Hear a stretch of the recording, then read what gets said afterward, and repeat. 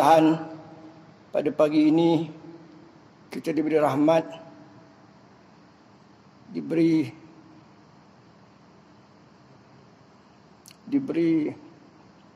hidayah dan taufik.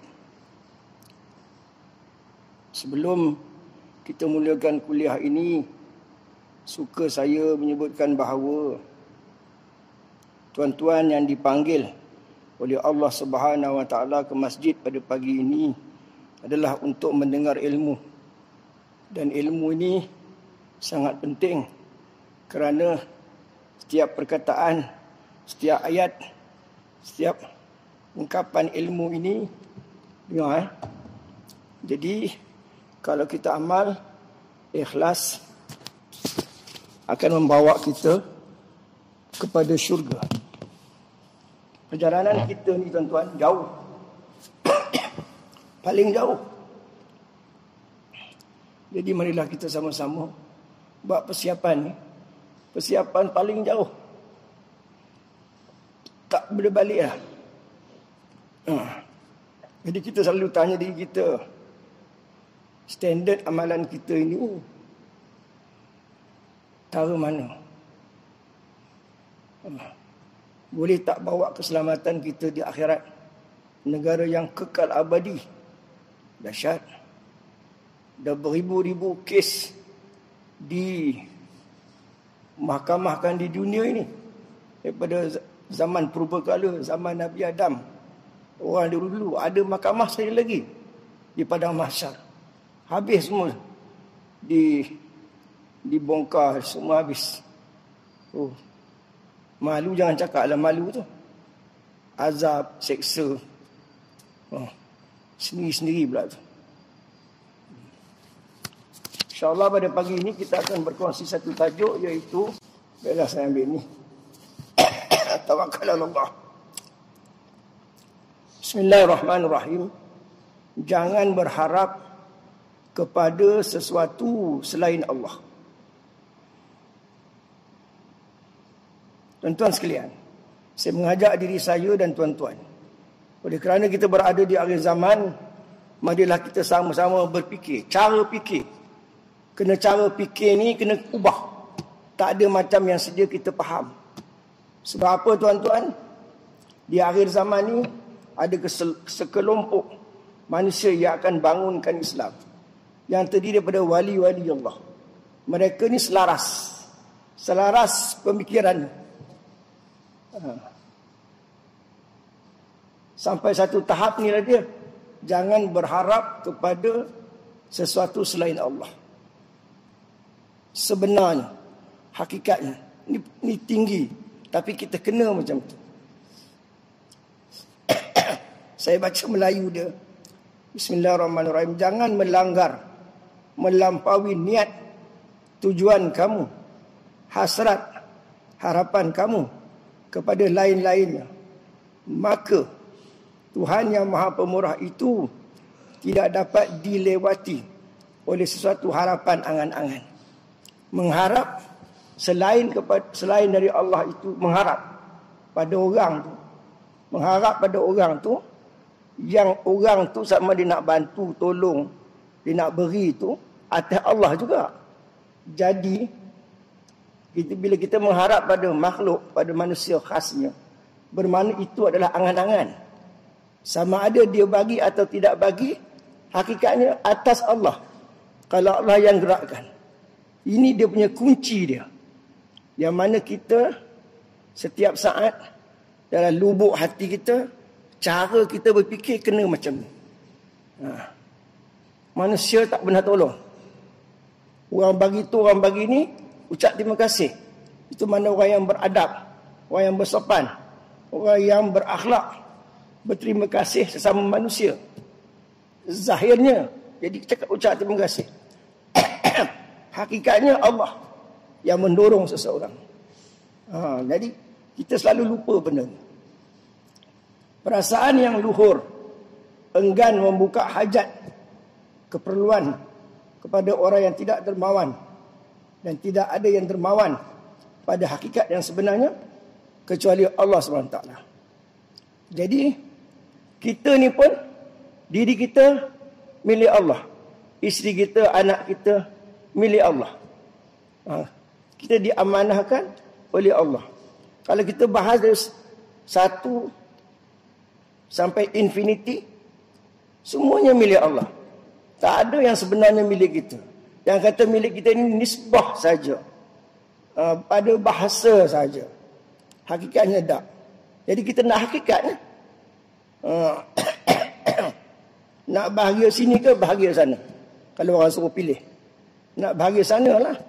Sebab bahagia sana hakikat. Patutnya fikir macam itulah.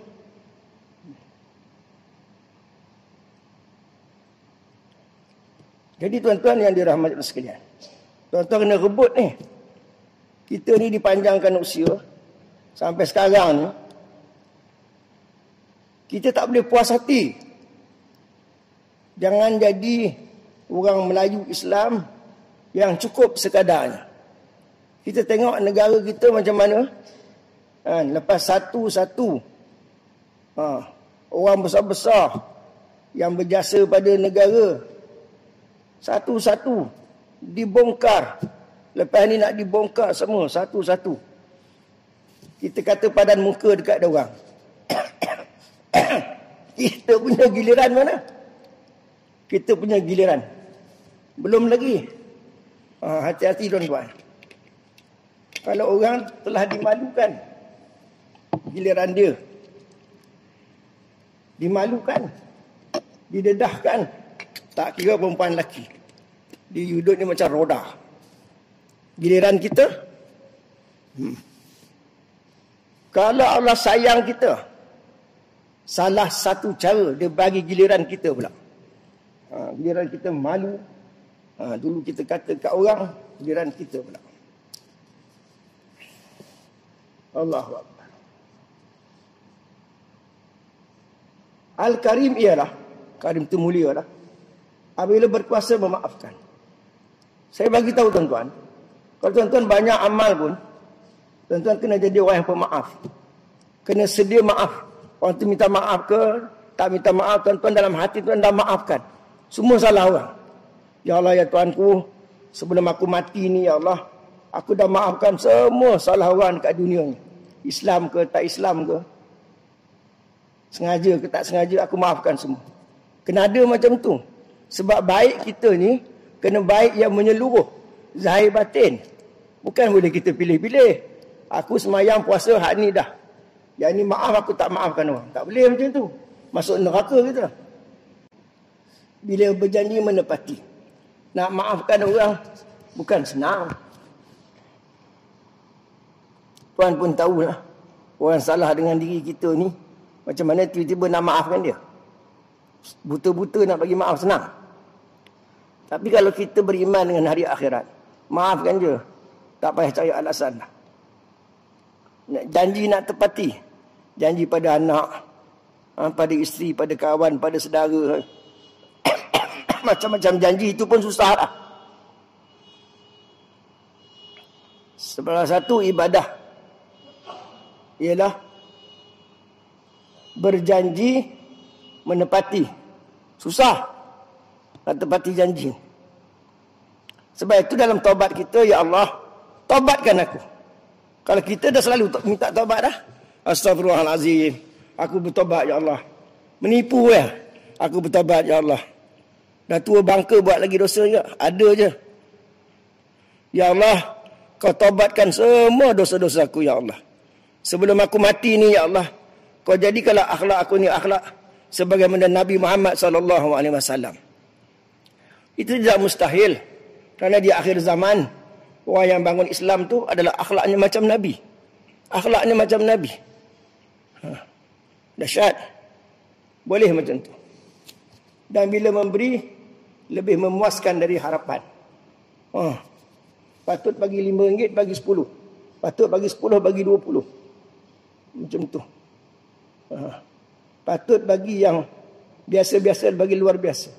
Bagi yang lebih sedap. Itu pahala dia besar di hari akhirat sana.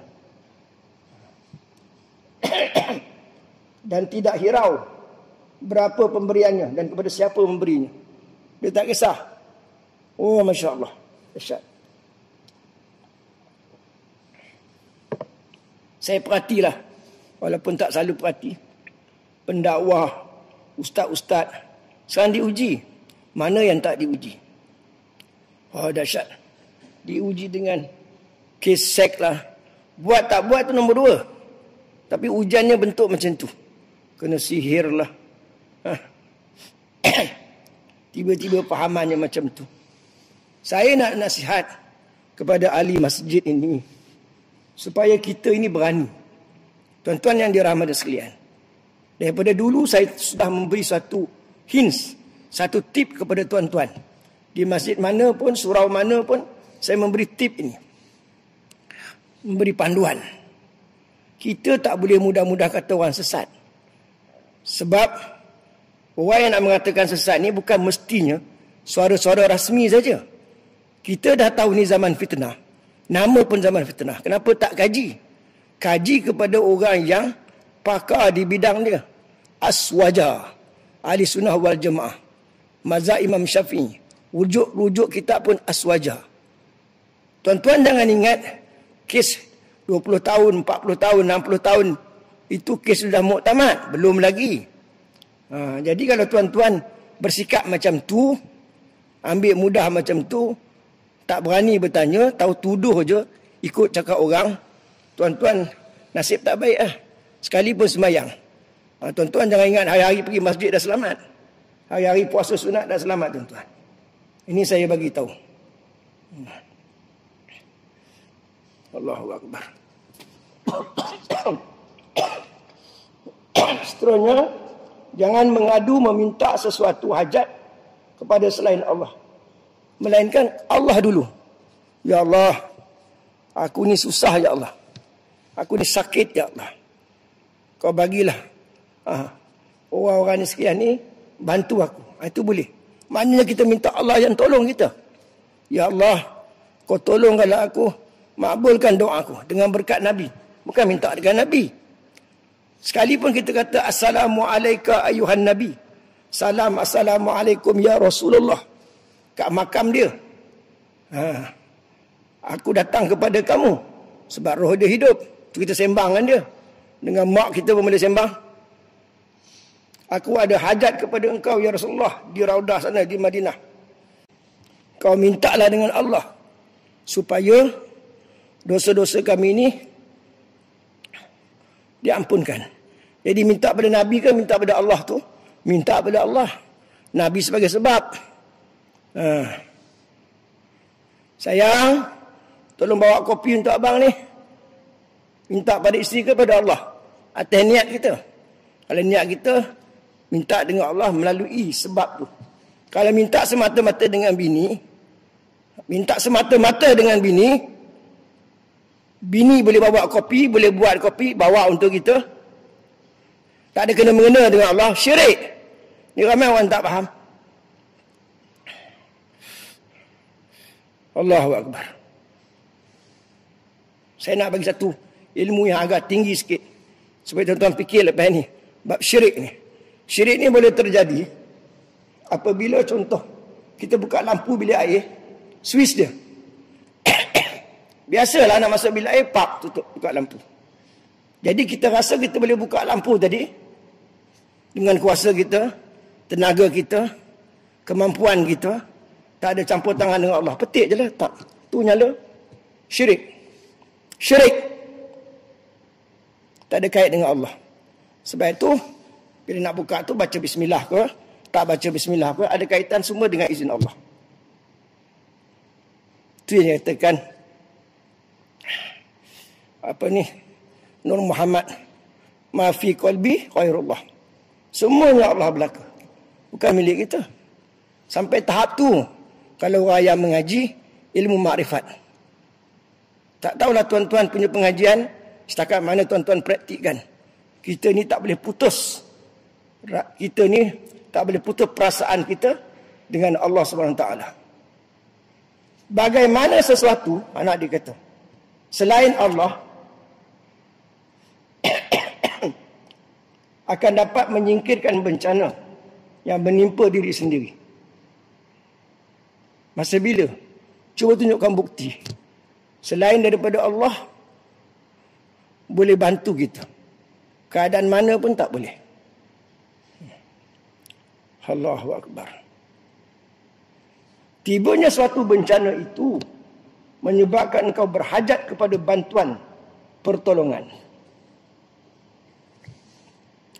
Maka dalam tiap-tiap hajat, jangan mengharap kepada selain Allah. Sebab segala sesuatu selain Allah itu juga berhajat seperti engkau juga.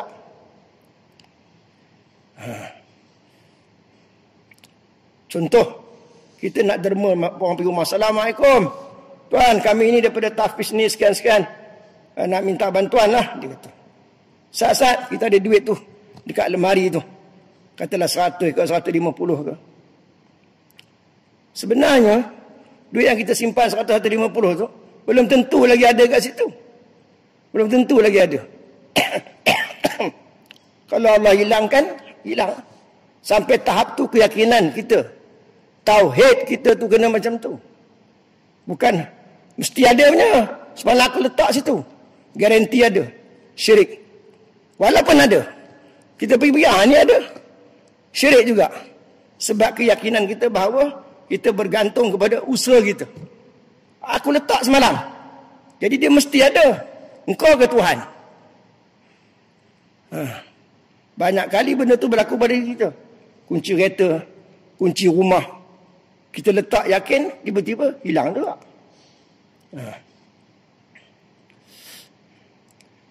Barang siapa yang menyandar menggantungkan nasib pada sesuatu selain Allah, berarti tertipu. Nampak? Dia kata tertipu oleh sesuatu bayangan khayal.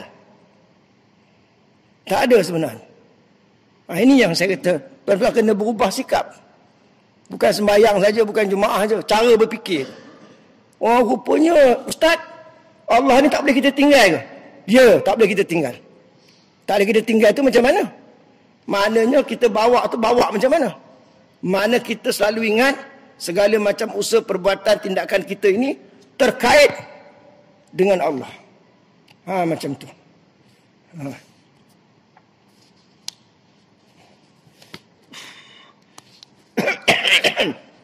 Seorang yang bernama Atta' Al-Khurasani berkata, dia bertemu Wahab bin Munabbih. Ceritakan kepada ke suatu hadis yang dapat saya ingat. Dia nak satu hadis. Dia dapat satu hadis tu, mana Allah yang bagi hadis tu. Saya macam tu lah tajam dia. Jadi dia nak amal lah. Cukup satu tu pun tak apa. Ajarkan satu hadis, tapi ringkaskan. Dia pun cakap, Allah telah bagi wahyu kepada Nabi Daud. Hei Daud, demi kemuliaan dan kebesaranku, tiada seorang hamba-Ku yang minta tolong kepadaku dengan sungguh-sungguh, tidak pada lain. Dan saya tahu dari niat dia. Dia tawakal lillahi ta'ala. Tiba-tiba seluruh penduduk langit dan bumi nak menjahanamkan dia. Melainkan pastilah aku akan menghindarkannya dari semua itu. Sebaliknya, demi kemuliaan dan kebesaranku. Ini ambil perhatian. Kalau kita tak ada seorang yang berlindung kepada seorang makhluk, dia takut ni, memang tak ada, dah panik lah. Terus dia minta tolong dengan orang. Tuan tolong saya, Tuan tolong saya. Memanglah sebagai sebabnya, tapi dia nampak orang tu. Tahu tuan-tuan faham tak ayat saya ni? Dia nampak orang tu yang boleh selindung dia, boleh melindungi dia. Dia tak nampak Allah, nampak orang tu. Sebab orang tu ada pangkat, orang tu ada kuasa. Jadi Allah terus putuskan rahmat dari langit. Aku lonsorkan bumi. Nak jadi apa, lantak kamu jadi, binasalah kamu. Sebab itu tuan-tuan yang dirahmati Allah sekalian, ambil perhatian. Kita ni dosa macam mana pun, dengar elok-elok dosa kita banyak mana pun, kalau selama tidak syirik, selama kita tidak buat tu kerana takut manusia, atau buat kerana manusia, Allah ampunkan semua dosa. Yakin? Dia ampunkan semua dosa.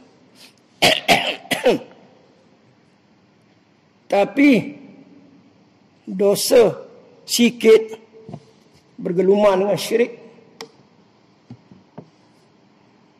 Tuhan tak ampunkan. Syirik itu dosa besar. Allahu Akbar. Siapa yang mengharapkan harapan pada orang selain aku, kata Allah, akan aku pakaikan kepadanya pakaian hina di mata orang. Aku singkirkan ia dari dekatku. Aku putuskan dari hubunganku. Mengapa ia mengharap selainku dalam kesukaran? Tuan-tuan cuba jawab soalan saya. Di masa manakah kita tidak mengharap pada Allah? Masa mana?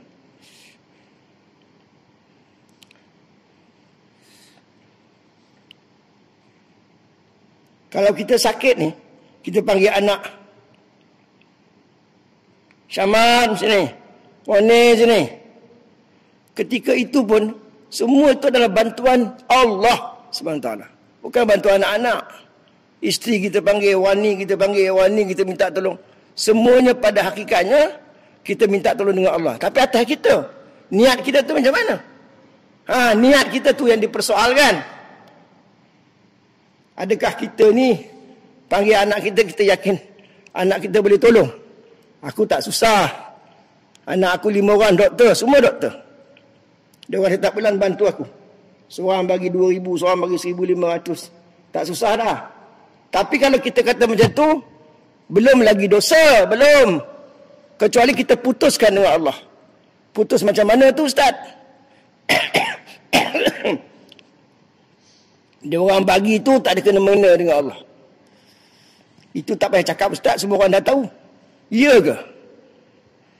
Bila dah dapat duit, lupa Allah. Kira anak bagi duit. Sayanglah anak tu. Nak tegur pun tak berani. Nak marah pun tak berani. Sebulan dia bantu 2,000. Ambil perhatian, tuan-tuan. Perjalanan kita zaman ini nak cari permata dengan kaca. Nak asingkan mana orang yang benar-benar takwa, mana orang yang jahat. Sebab itu, tuan tengok dalam negara kita, satu-satu dibalas. Tunggu giliran kita pula. Giliran saya. Giliran ustaz-ustaz semua. Nak tahu ustaz tu cakap kencang, cakap bagus. Ya ke dia bagus? Ya ke rumah tangga dia bagus? Ya ke akhlak dia bagus? Nanti kita tahu. Sampailah kedatangan Imam Mahdi lagi lah. Dia tengok kita macam ni je. Dia sepak kita, keluar. Sakit tu kerana dosa-dosa tu. Dia boleh tahu dosa-dosa kita. Imam Mahdi boleh tahu dosa-dosa kita, sedangkan Imam Mahdi tak ada kuasa langsung. Rasulullah boleh tahu dosa kita, tapi Rasulullah tak ada kuasa. Maknanya apa? Semua dengan izin Allah, faham tu. Wattaqullah wa yu'allimukumullah. Hendaklah kamu bertakwa, jadi orang baik, nanti Allah akan ajar. Tengok orang ni, zaman negara Islam nanti, tolong percaya. Zaman negara Islam nanti, orang tengok kita, dia tahu dosa kita. Dosa mata kita, dosa telinga, dia tahu. Bukan semua orang yang Allah pilih. Dia tahu. Kamu tadi gini-gini ya? Uish, macam mana ni? Tahu. Zaman dah berubah. Masa tu orang tak pandang sijil. Orang pandang akhlak, peribadi, takwa, tuan-tuan. Tuan tak percaya? Berapa ribu tahun dah zaman maksiat sekarang ni. Zaman dosa. Zaman kezaliman. Zaman ketidakadilan. Allah biarkan berlaku. Takkan tak boleh berlaku pula zaman Islam. Allah suka pada Islam. Inna ad-dina indallahil Islam.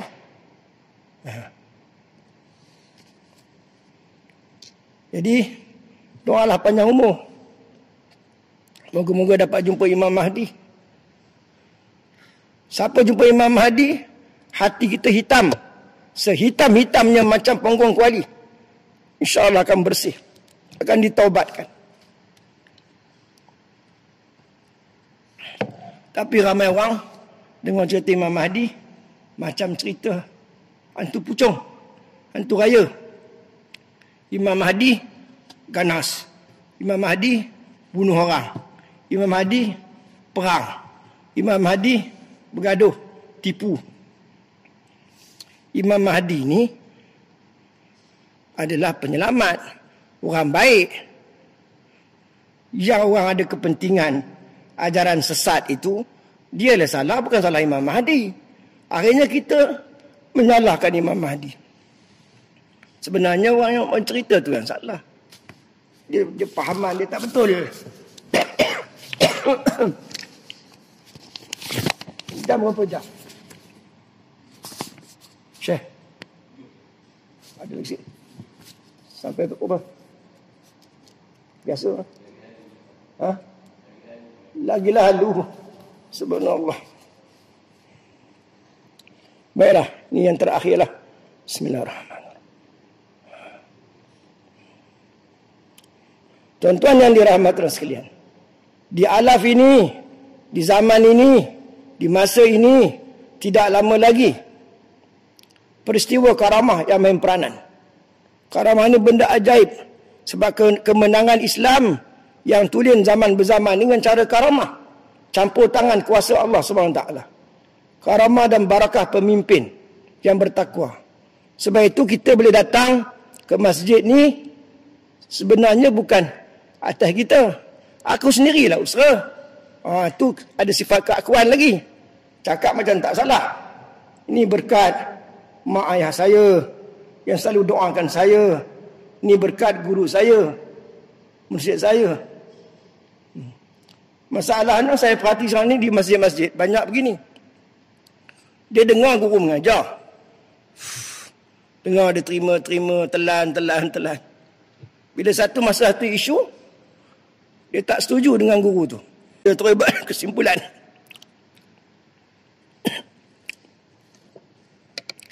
Allahumma barik. Bismillahirrahmanirrahim. Ramai orang masjid macam tu. Setuju dengan ustaz tu. Ada benda tiba-tiba dia tak setuju. Sedang dia tu pendengar. Tak faham tanya. Terus buat kesimpulan. Wah, ustaz ni tak betul. Tanya pun tidak. Ramai macam tu. Jadi satu sudut dia lagi pandai daripada guru. Banyak macam tu. Ramai sangat. Jadi dia nak Islam tu faham macam dia. Habis kamu panggil guru mengajar tu, boleh tanya kat tangan, ustaz saya nak tanya ni. Tanyalah apa pun. Sepatutnya macam tu. Di akhir zaman ini, yang nak selesaikan masalah, pemimpin yang bertakwa, pengikut yang bertakwa. Pemimpin ni bukan tahajud doa aja. Pemimpin dulu ya. Dulu tu maksud saya, ulama-ulama yang ada lah, biasanya. Doa tahajud. Duit tak ada. Tapi pemimpin yang nak selesaikan dunia ni, yang hari ni, dia kaya. Dia bertakwa. Pengikut dia juga bertakwa. Boleh selesaikan masalah. Jadi perkara yang di luar logik akal, banyaklah berlaku. Tuan-tuan tengoklah. TikTok lah, Pakistan lah, itulah, inilah, banyak perkara lah. Tak logik. Allahu Akbar. Itu nak ajar kita, tapi kita tak faham-faham lagi. Orang ramai akan beriman semula. Berbondong-bondong masuk Islam. Berbondong-bondong taubat. Akhlak mulia berbunga. Semua utamakan orang lain. Tolong orang susah. Hiburkan jiwa. Rezeki melimpah ruah. Sebab apa? Pemimpin. Pemimpin yang baik. Ini bukan zaman orang politik lagi. Ukhuwah, kasih sayang. Hidup satu sama lain, harmoni. Perempuan jalan seorang, tak akan diganggu. Sekarang ni macam-macam lagi. Sarang-sarang maksiat, semua dah habis nanti. Akan berlaku. Bila? Doalah panjang umur, insyaAllah.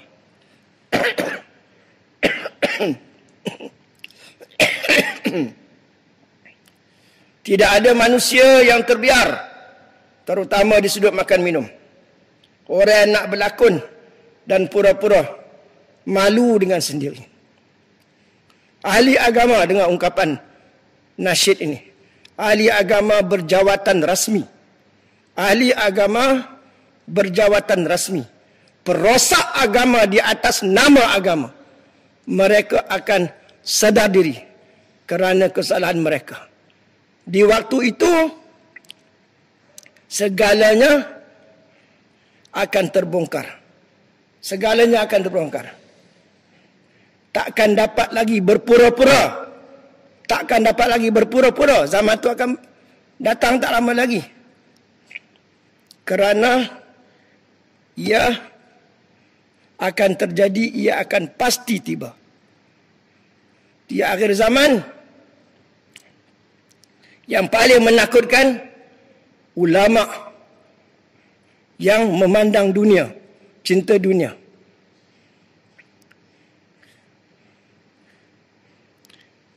Siapa yang tercium, mereka ni bau bangkai. Siapa cium, mati jiwanya. Tapi ramai orang tak nampak. Dia percaya lagi.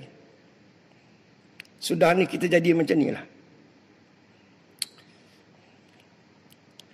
Dan yang akhir sekali, di waktu itu masa akan datang zaman negara Islam, orang tidak mengukur ilmu dan peta bercakap.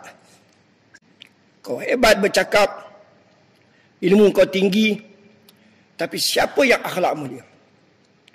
Siapa yang peribadi dia bagus? Mereka lah yang dihormati. Jadi sebagai kesimpulannya, apa yang kita belajar pada hari ini adalah, kalau kita nak minta tolong dengan Allah. Jadi sebutkanlah Allah siapa kita nak tolong tu. Yang kita nak minta tolong, Allah yang tolong. Allah yang permudahkan. Tak boleh direct hati kita kepada manusia, tak boleh. Manusia tak pernah tolong. Walaupun manusia tadi dah tolong kita banyak. Orang tadi dah tolong kita banyak. 20,000, 50,000. Banyaknya dia tolong. Memang dia tolong. Tapi sebenarnya itu Allah yang tolong. Melalui sebab orang tadi. Kita ucap terima kasih, Allah yang tolong. Kena faham macam tu. Yang kedua, jauhkan diri daripada syirik. Jangan kita buat satu kerana nak mencari, ambil hati orang. Mencari redha manusia. Atau kerana takut orang kata. Di antara sifat wali yang nak bangunkan Islam akhir zaman tu ialah siddiqin. Benar. Kamu tengok dia tu, depan kamu macam tu, perangai belakang macam tu lah dia. Dia tak reti pura-pura punya. Kamu tengok depan dia macam tu kan, belakang pun macam tu juga. Akhlak dia macam tu lah juga. Cara ludah dia depan orang macam tu, belakang orang macam tu lah juga. Cara makan depan orang macam tu, belakang orang macam tu lah juga. Ni nama siddiqin. Orang yang sangat benar. Macam Sayyidina Abu Bakar. Jadi tuan-tuan sekalian, ampun maaf daripada saya. Setiap kali saya mengajar, saya bawa misi. Misi saya ialah mengubah minda masyarakat. Cara berfikir masyarakat. Supaya lebih advance, lebih maju ke depan. Sebab kita nak pergi negara akhirat yang kekal abadi. Bukan main-main tuan-tuan. Bukan main-main. Dia benda yang serius. Jadi sekian saja. Ampun maaf daripada saya. Siapa nak tanya soalan?